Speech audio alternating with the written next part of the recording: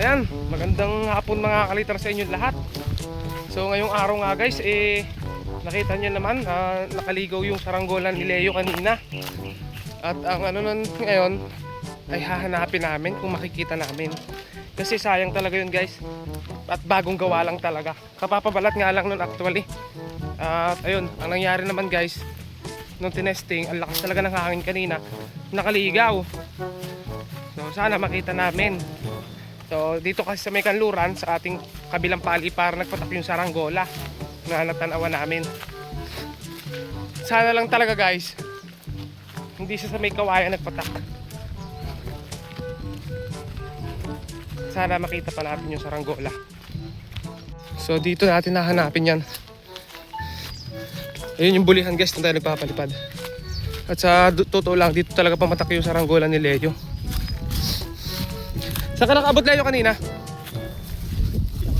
Pinakadulo, galing ka na doon. Kasi ang hangin kanina papagarto. Dito guys, sa may diog na ito pa ganyan.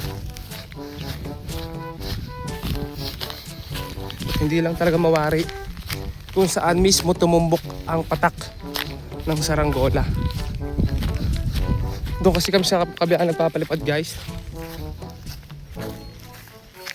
Hindi rin namin alam kung may dalang hapeng. Sa palagay mo lang meron?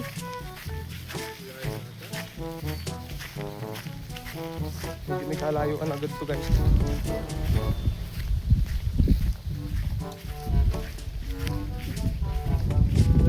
Ayun kasi yung lumilipad guys oh. Ayun yung mga box kite. Ayan. Tapos yun yung isa. Pero hangin kanina papunta rito. Dito, hindi doon. Pinagpihit lang. Sana makita natin guys. Hindi natin maalaman kung sa puno, sa palayan, o kung saan pa man.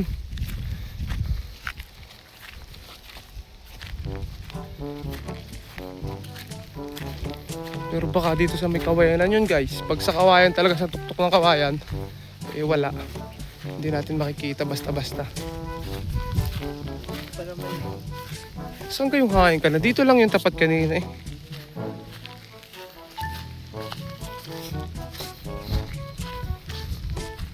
Dito sa bayabasan guys. Umaalin dito. O sa paligid dito guys.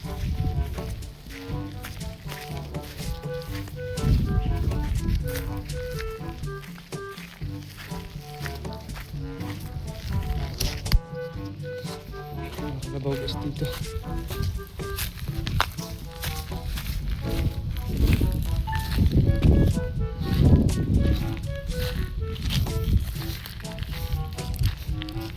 Hindi namin matukoy guys kung dito talaga ang liwanag. Ang ano dito, ang luwag na guys oh. Sobrang tuyo na ng mga bukirin.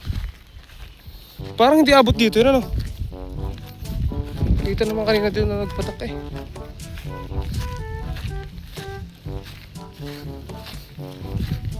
Baba lang.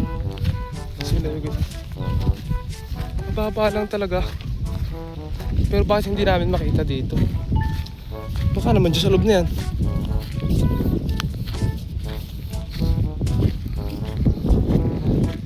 Sa kawayan. Tingnan din namin sa may kawayan guys. Pero dito muna kami. Dito lang talaga yung promise.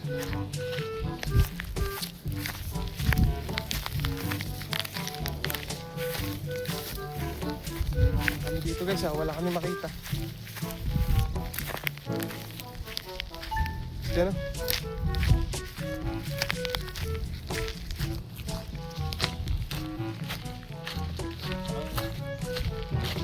Wala eh.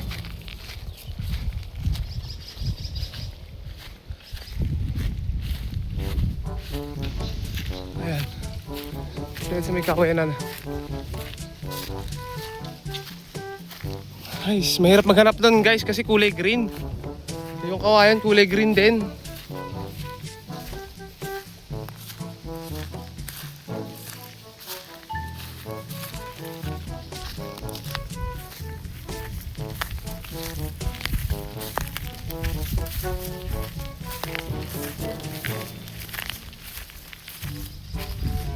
Wala.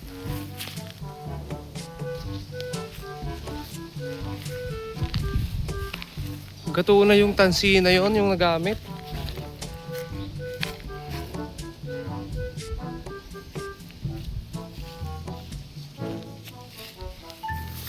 Dito naman tayo guys sa may kawayanan. Ayan. Diyan. Dito, diyan.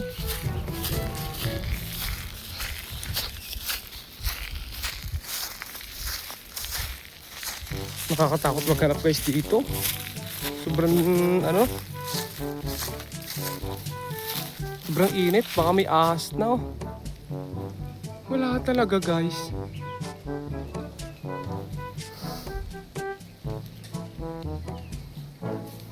Dito lang talaga siya pumatak eh.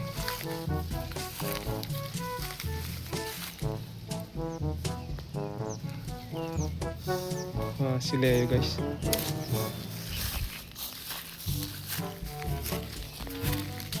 Alam nyo guys, pambenta talaga yung saranggolang yun.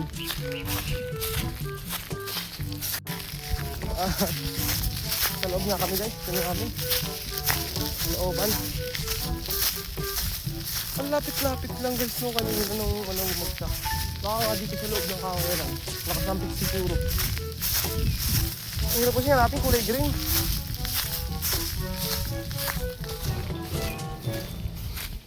Saan tayo nagpalipad kanina?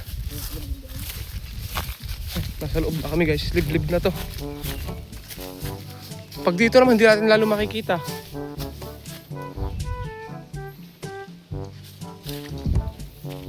Kasi puro kawayan dito sa ilalim. Hi. Highs.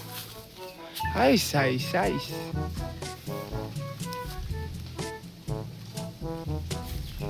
Saan tayo dito?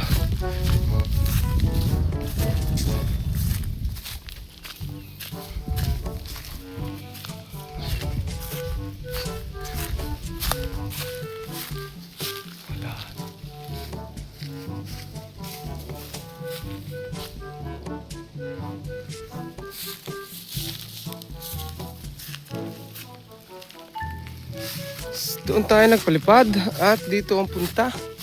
Ang hirap magtansya guys. Sobrang hirap magtansya kung saan mismo talaga bumagsak yung saranggola.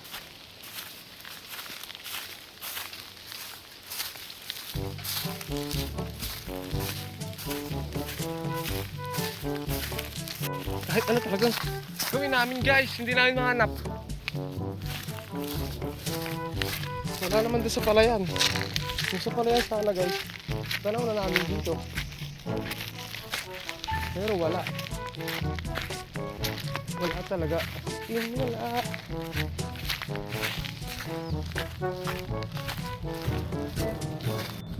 Ayan. Bumalik na kami guys, dito kami sa Kainituan. Wala pa rin kami nakitang bakas. Ni wala man lang tansi kami nakita. Para kasing walang kasamang tansi. Yung saranggola na bumagsak.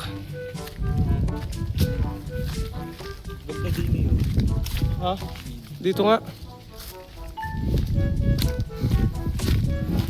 Kahit dito namin hanapin guys sa may ano kawayanan. Pero ang arando ko talaga liban sa kawayan yun. Silipin din niya namin. Ayan, so ito naman guys, yung lugar na to ay looban. Sa may ano, haunted house na tinatawag ng mga bata dito sa amin. Kasi may bahay doon sa loob niyan na walang nakatira at nasa gitna ng kagubatan. Dito siguro malapit sa haunted house pumatak yun. Ang problema, wala kaming makitang bakas kahit tansi.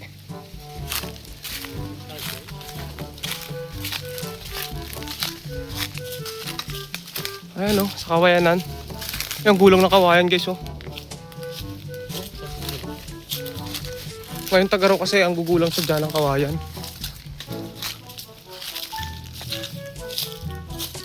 Wala.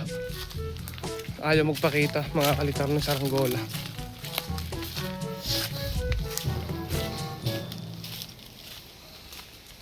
Wala tayong magagawa niyan.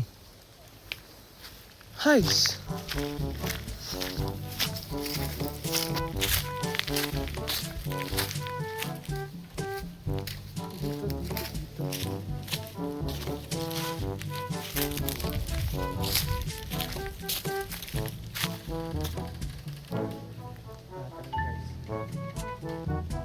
Siguro papunta doon sa kabila doon. Sa kabilang kawayanan. Pero malayo na. Sayang Leo.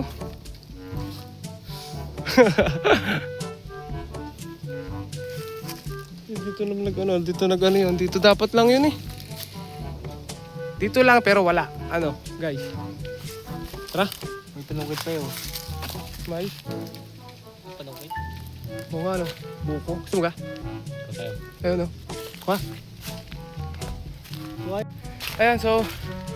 Dahil sobrang nakakauhaw guys. At wala kami na pala sa lakad natin ngayong araw. Kumuha na lang kami ng buko ano. At yan mga alta, nakakuha pa kami ng pampuit ng kano.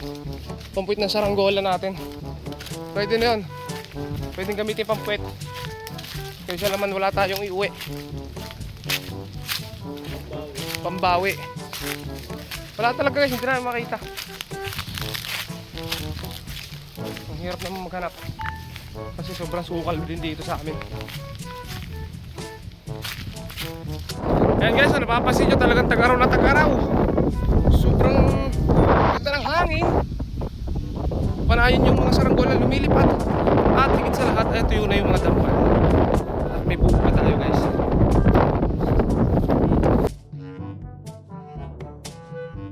So yun guys, bali nagpapaalam na nga tayo sa puntong ito. At may napansin lang kami mga kalitar at naulit din sa atin ng ating kasamahan kasi pinuntahan nila na yung saranggola ay nakita na rin mga kalitar. Ayan, so nakakatuwa lang mga kalitar.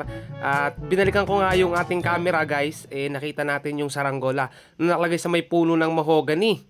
So ito guys yung ating saranggola kung paano natin nakita ano. Ito yung pinaka-capture natin. Bali natutukan na pala natin guys ng camera kanina. Hindi lang talaga natin napansin kasi kulay green din talaga yung saranggolang nawawala ano.